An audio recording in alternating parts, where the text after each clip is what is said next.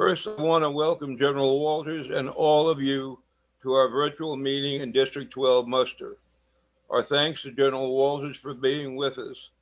Words cannot express how much I have missed spending time with our clubs in person.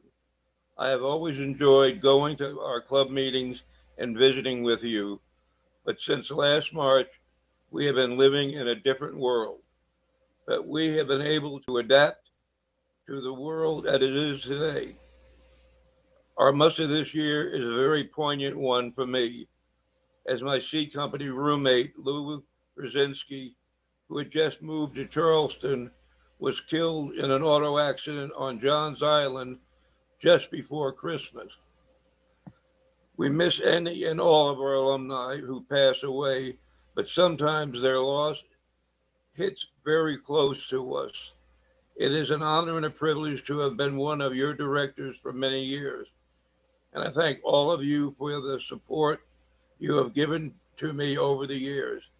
It is great having Bernard as our other director. He has brought a knowledge and understanding of our new technical ways of communicating. I am old school with in-person meetings and musters, which are not possible at these times. Again, I want to thank all of you for being with us for the meeting and muster, especially General Walters. Charlie, thank you for your remarks and leadership of District 12, along with Lieutenant Colonel Benson. I'm Tom McAllister, Executive Director of the Citadel Alumni Association and Associate Vice President of Alumni Affairs at the Citadel. District 12 has a strong alumni base of over 2,000 living alumni in the state, making it second only to South Carolina, and there are 7 CAA clubs found across the state to help strengthen our bond with our alma mater. During the remarks, you are welcome to post any questions you may have in the chat window. And with that, I'd like to thank General Walters, the 20th President of the Citadel, United States Marine Corps, retired in class of 1979, for being with us here tonight. We are grateful for his service to our nation and to our mighty Citadel. General, over to you. Okay. Hey, good evening. Hope the technology is working. Before I give you some introductory remarks about what's going on campus, then take your questions, I want to give a shout out to Reverend Kelly. I got your letter and I sent you a note today. It's probably not back up there yet. I did not put it in FedEx. But it's good to see, and I'll tell you what I can see here is a screen with all of your names on there, and I think I'll see the live chat. So what's happened the last year on this campus? I don't have to tell you that the pandemic hit, and we let them go about this time last year for spring break. Got the whole Corps to take their books and their computers and their power cords. On the off chance that they might be delayed coming back last spring break for a week or so.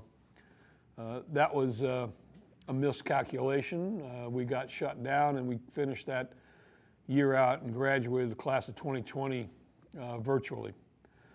We were committed to bringing the Corps back.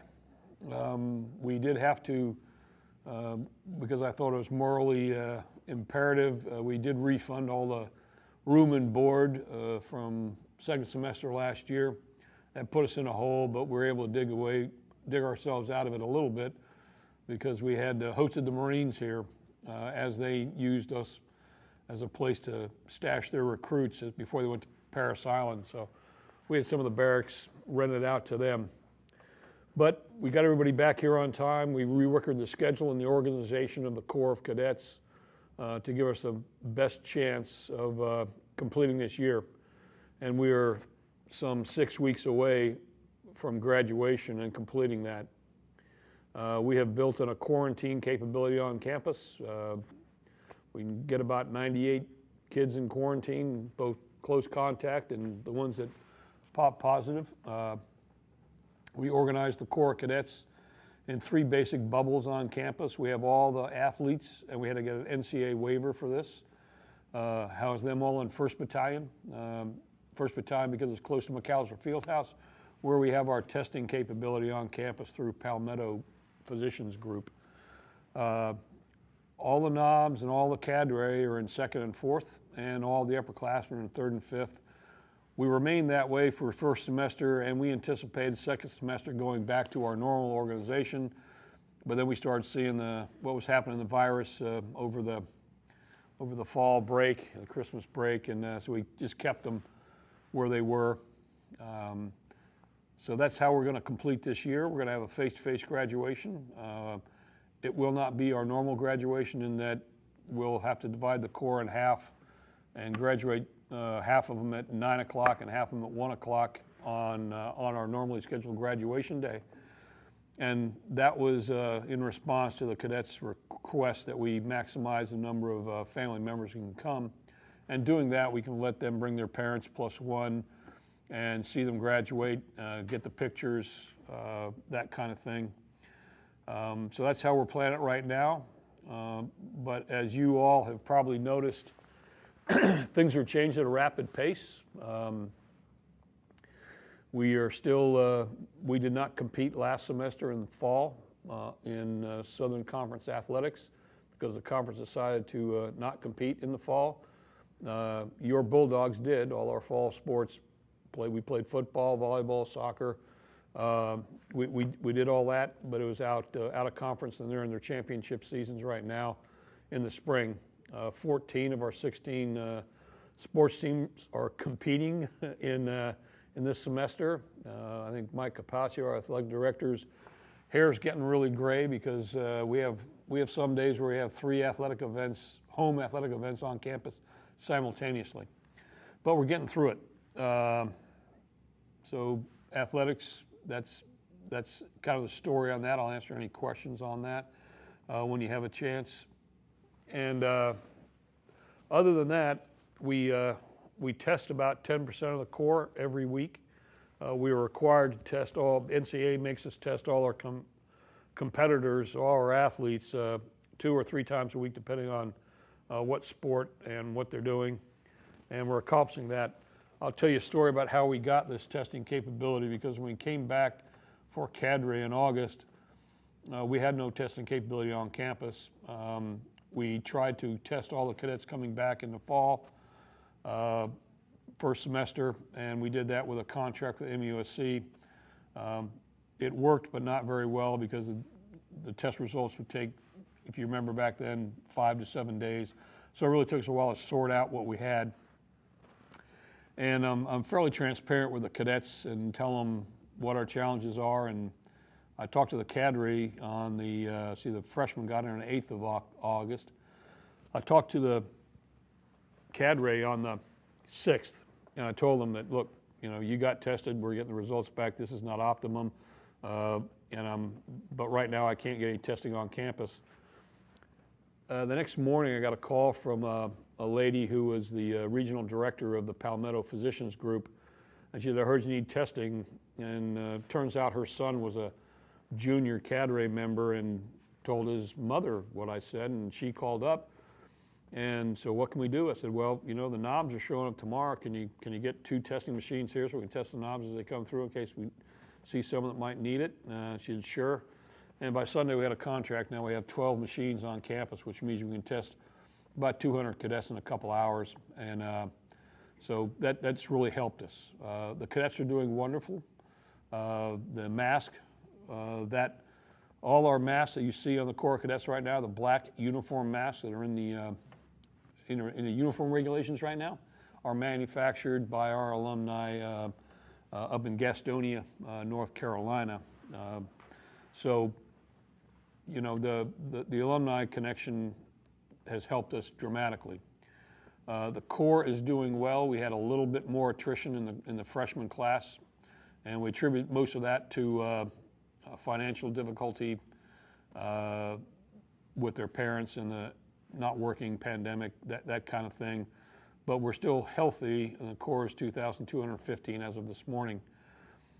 2 months ago, I was very concerned because we were way behind the benchmark, year-over-year benchmark for the class of 2025, our next freshman class.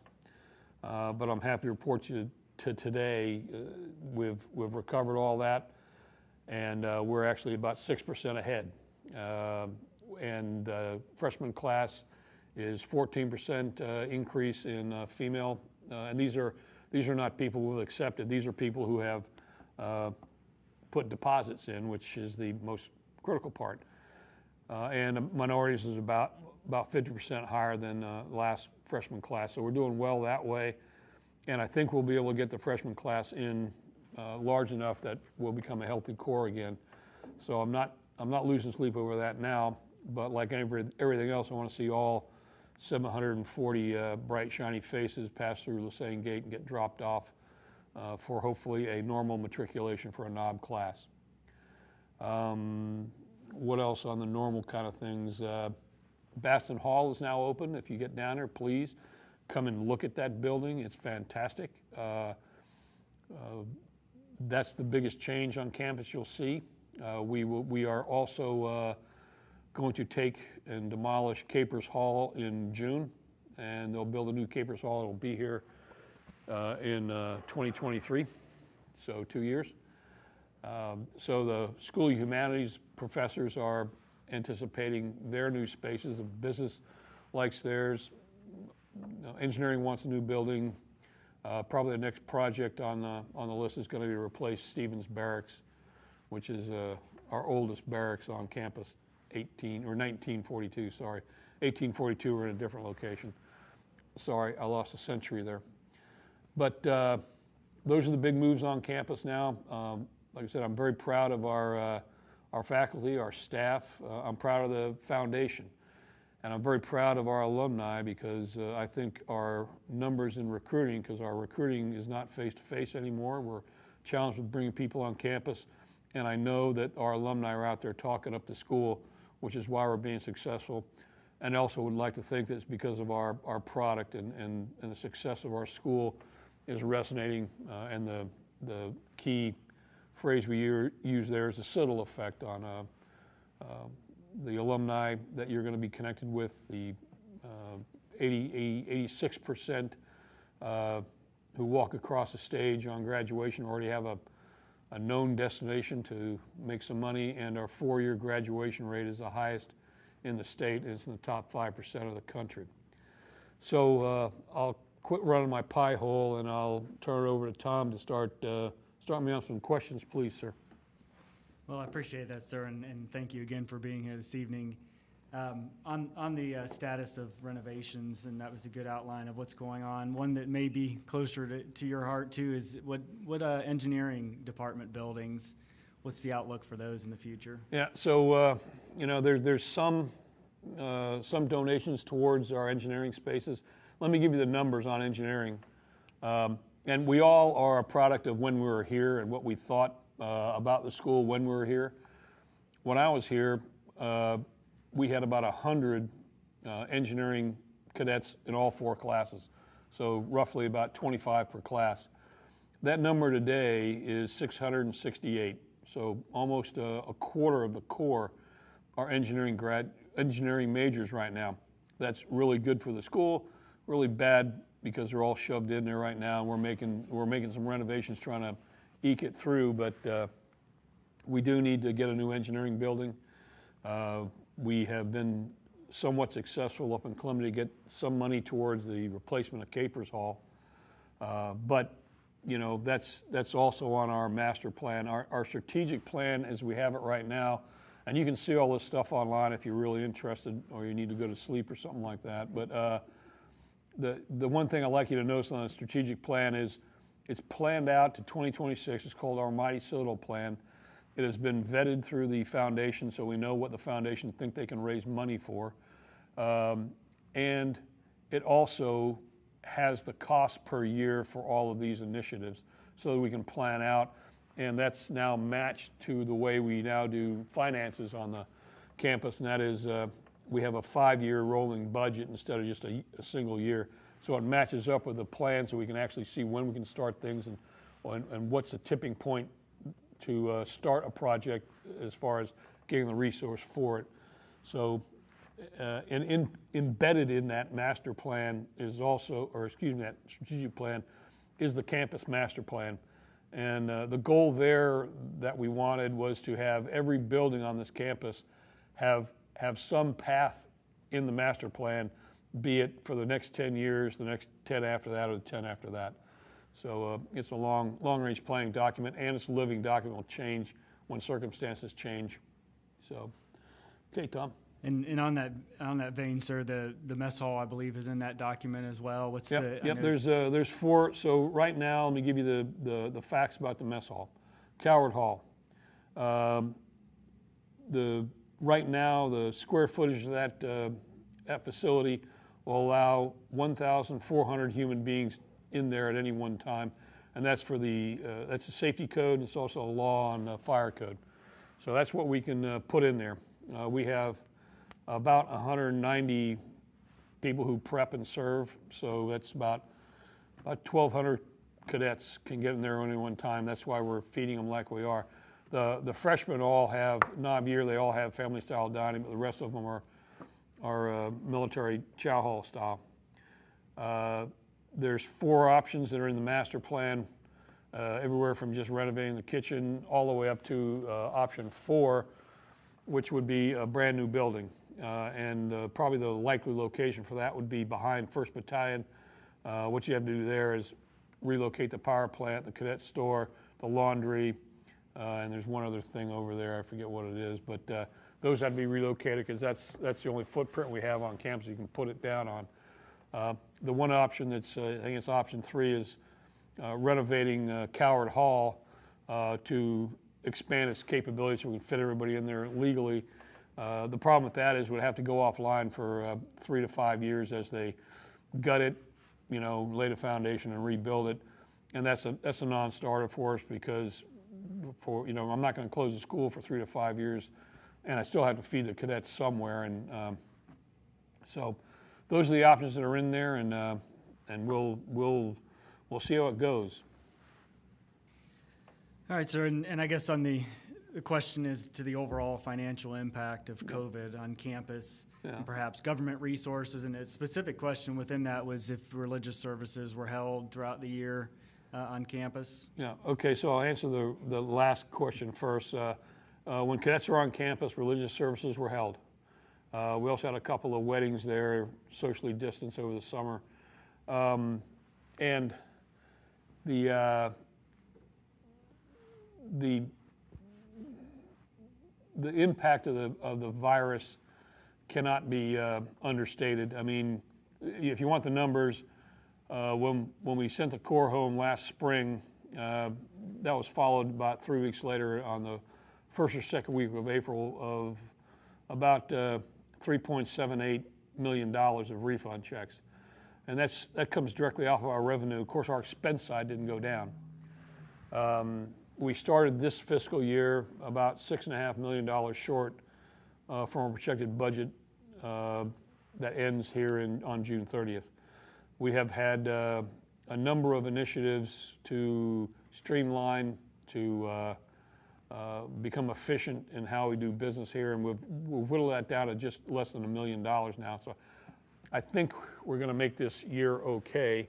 But what it means is we haven't been able to advance anything because we've been trying to balance the books for this year. I'll give you just one of the cost drivers. We committed to having athletics and competition, both last semester and this semester. Every one of those 320 athletes has got to be tested twice a week.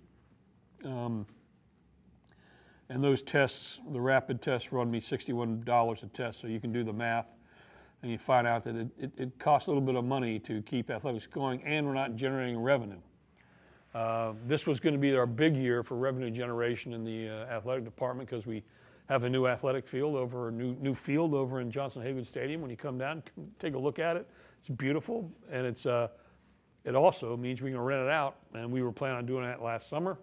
That didn't work out because we weren't, no concerts and summertime activities were being held, so that was another lost revenue perspective. But I'm very, very proud of what the foundation has done in that during the year of the pandemic, they had a goal of $41 million to be raised, and they raised 48, so about 127% of their goal.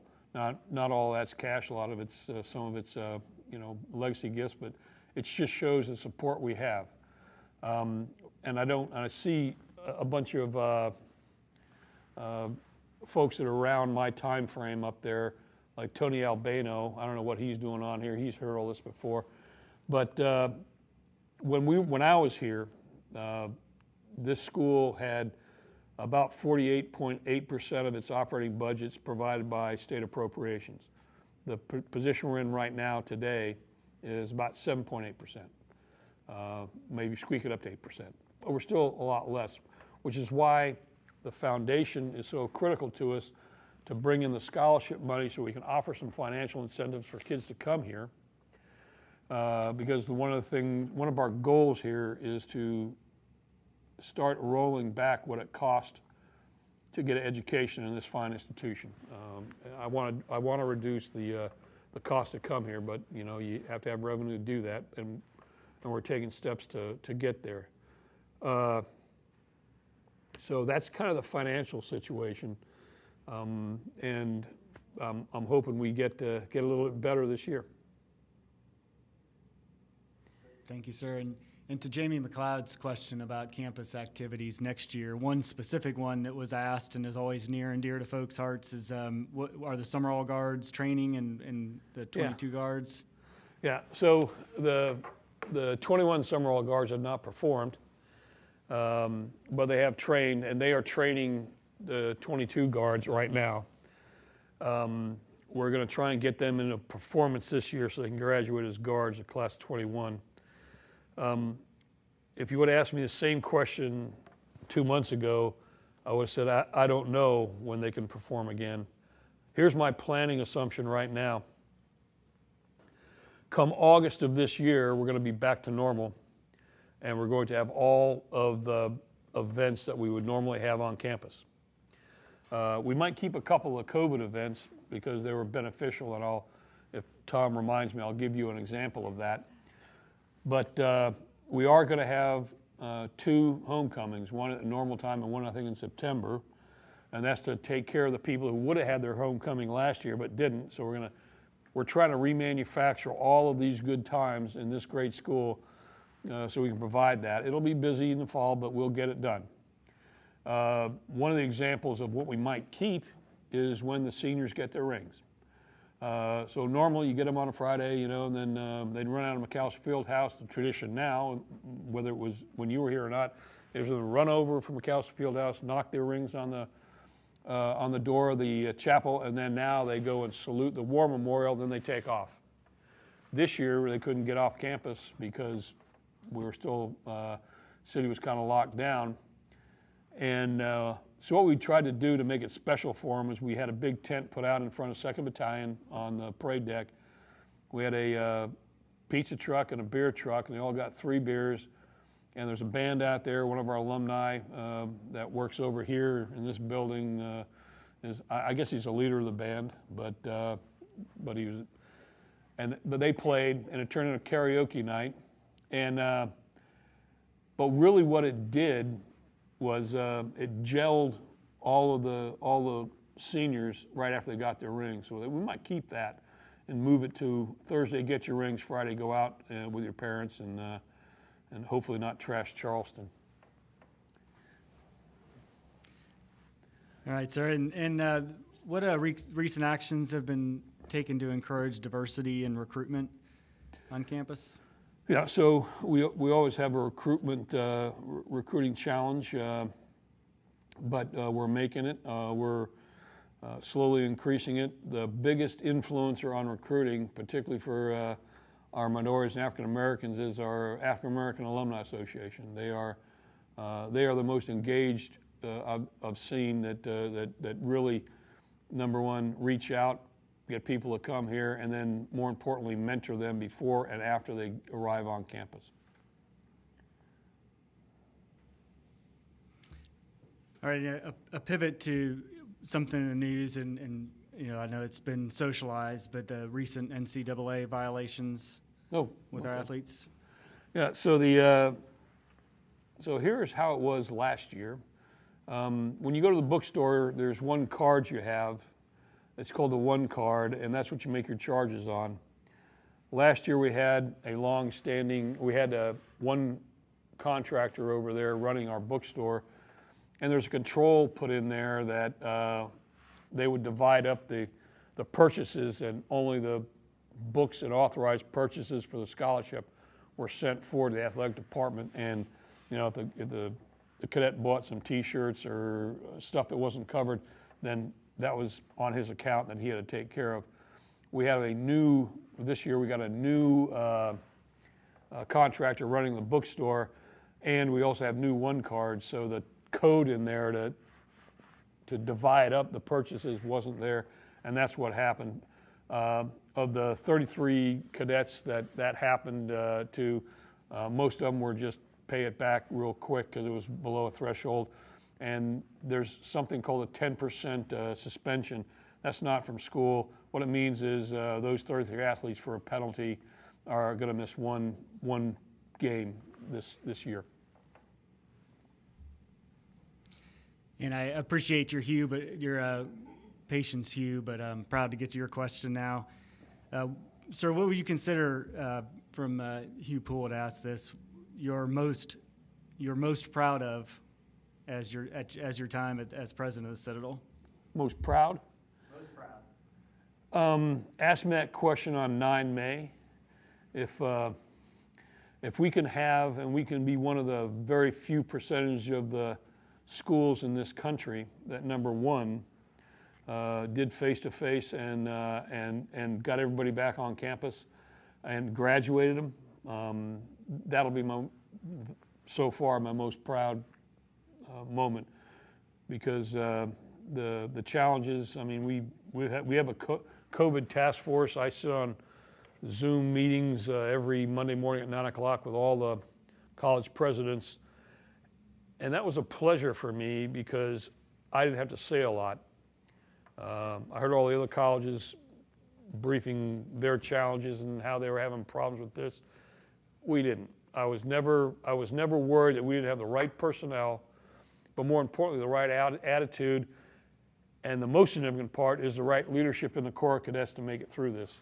I can't tell you how great the cadet leadership has been on campus during this pandemic. It hasn't always been easy. We've had to increase our vigilance on cadets who are feeling overstressed, but yeah, we're making it. And if you look at higher education writ large in the country right now, they're all predicting 10, 12, some up to 15% reductions in their in the students next year. We're not. We're ahead. So I don't know if that's because I'm good looking or the campus is great, or it could be this, that the reputation of the school is the #1 school in the South for 10 years, and what we offer as an education, traditional values-based, with our core values and with our vision and our production, that might be the real reason why we're not seeing that suffrage that a lot of colleges are doing. The last report I heard, the estimate from AGB is that it'll be about 60 to 75 colleges will end up closing their doors within the next 2 years because of this pandemic. It's not going to be us. Yes, sir. And I know one of the previous commandants, I believe, is on the call tonight, but could you tell us about our new commandant? Oh, yeah, we got a new commandant, Colonel Tommy Gordon, class of 91. I'll tell you, we had 4 great finalists. It's a really hard decision. Tommy was the best fit, and he's raring to go, and I can't wait for him to get down here. He's making time to turn over with Gino. And this is my plug for Captain Eugene Gino Peluso. Kind of a alumni story, and if I was up there with you where I want to be, I would have had a drink when he told you this. But his contract was up right when I got here, and I convinced him to do a 1+1. keeping a little more turnover, stability in the school. And so he said yes to the first year, and then I talked him into the second year. And it was about 4 weeks after he signed up for this last year is when the pandemic hit. So a great decision for me. I'm not sure he really appreciated the, because as I tell a lot of people, I've looked at my contract a number of times this year, and I never saw management through pandemic as being one of my line items. But we do what we got to do to persevere. All righty, sir. Thank you. And that's the time we have allotted tonight before we move on to the North Carolina muster. Thank you again for joining us. All right. Hey, thanks everybody, and can't wait to see you this fall, maybe when I can get up to North Carolina. Thanks.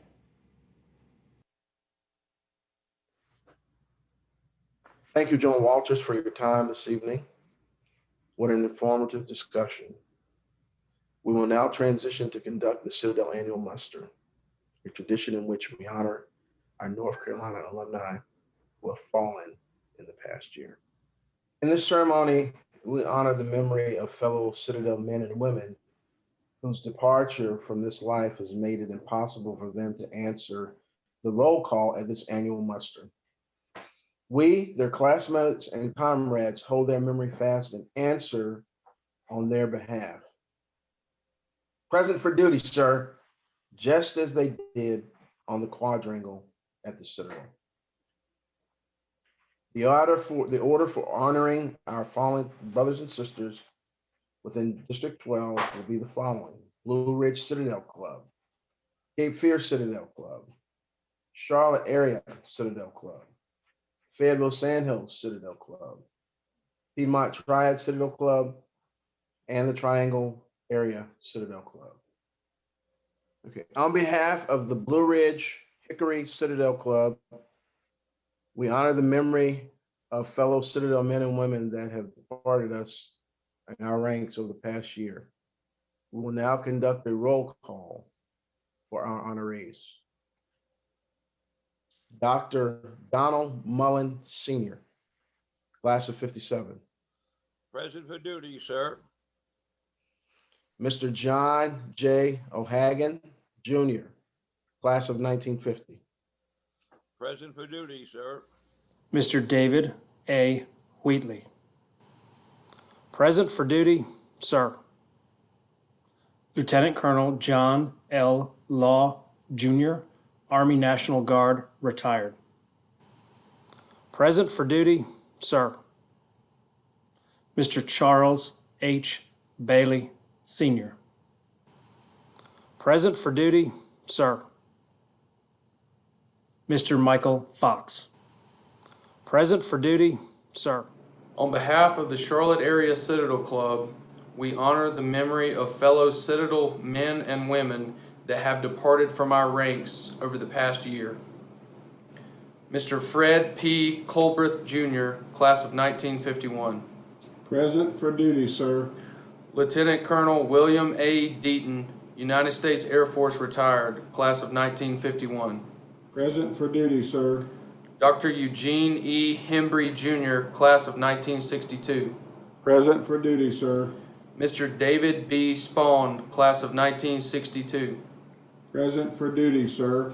Mr. Earl R. French, Jr., class of 1968. Present for duty, sir. Mr. Harry L. Huggins, Jr., class of 1971. Present for duty, sir. Mr. Thomas A. Cardo, class of 1971.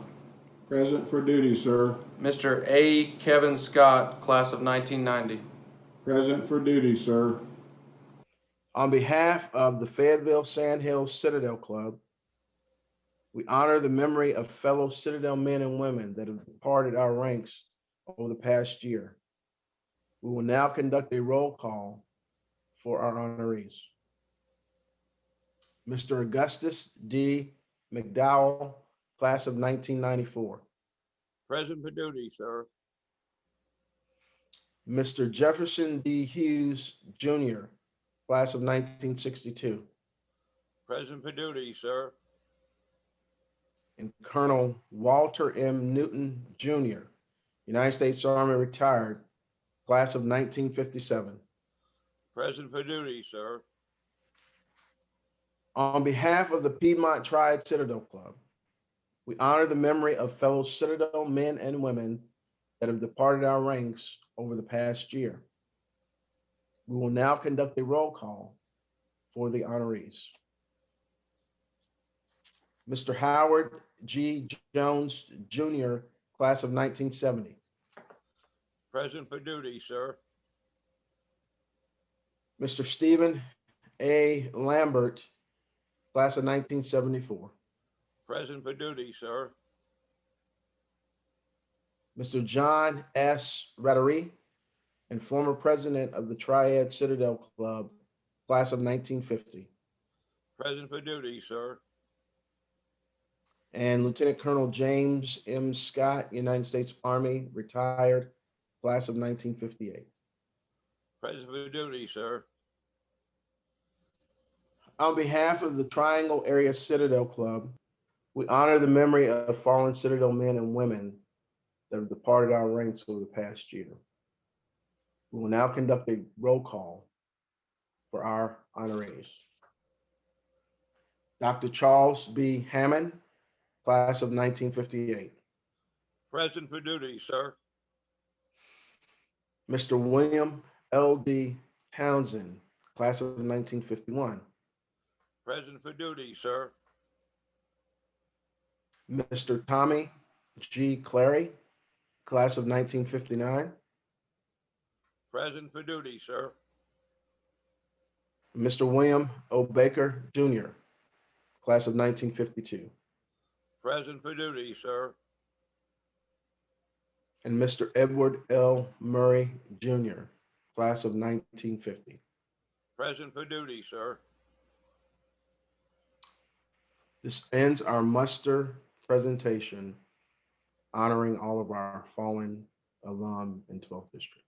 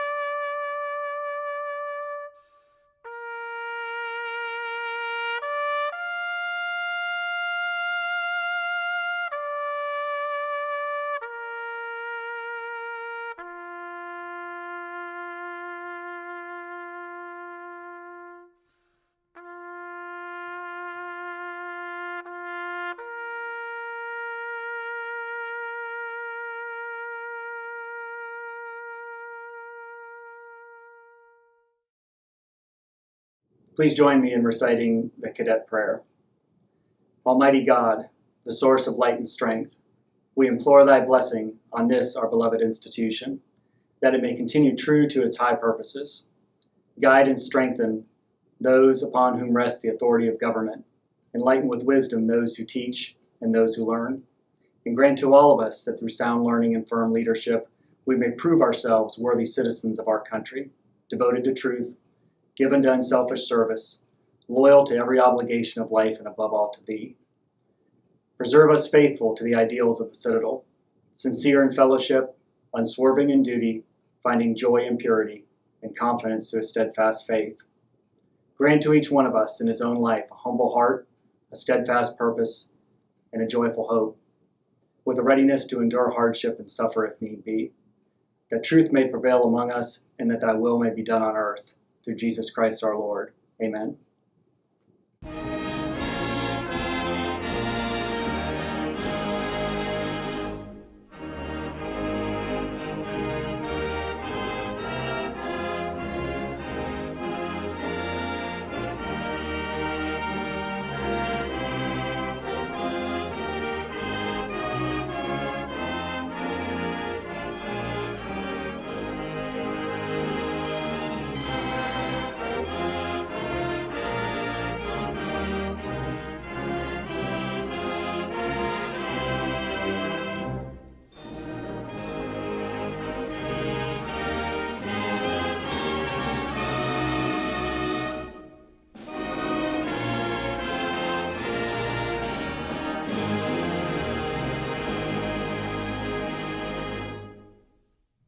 I would just like to thank one and all of you for being able to join us for our virtual muster for the year of 2021, covering the crazy year of 2020. Thank you again for being a part of this. Ladies and gentlemen, this concludes our annual District 12 Citadel Alumni Association muster. On behalf of Chip Nimick, CAA President and District 12 Directors, we thank each of you for your presence and participation in this very meaningful event. We also look forward to your future Citadel Alumni Association membership and participation at a local club in your area. Please reach out to CAA staff, Megan McCormick, CGC 22, Charlie Burnside, class of 1965, District 12 CAA Director, our Bernard Benson, class of 89, District 12 CAA Director, to connect with your local Citadel Club. And to the CAA staff, namely Superstar Megan McCormick, thank you for your professionalism and tireless support and exceptional contributions to all Citadel clubs and District 12. We appreciate all and pray that you remain safe and well. Go Dogs, let's go.